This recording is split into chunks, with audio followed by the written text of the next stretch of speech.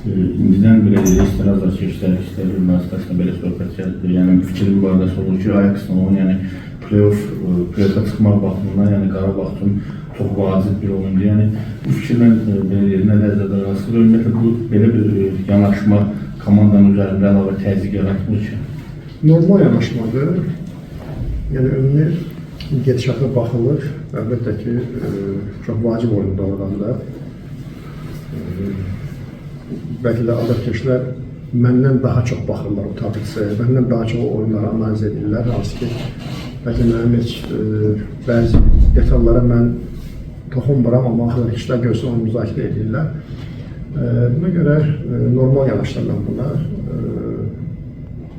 Bu əksinə bizə belə deyək, biraz da göstərici daha çox diqqətlərim oluyor. Məncə futbolçulara bunun müsbət təsiri olar. Hər bir halda qarşıdakı günləri çalışacaq, yəni çempionat oyununa hazırlaşa o oyunu da düşünməyə.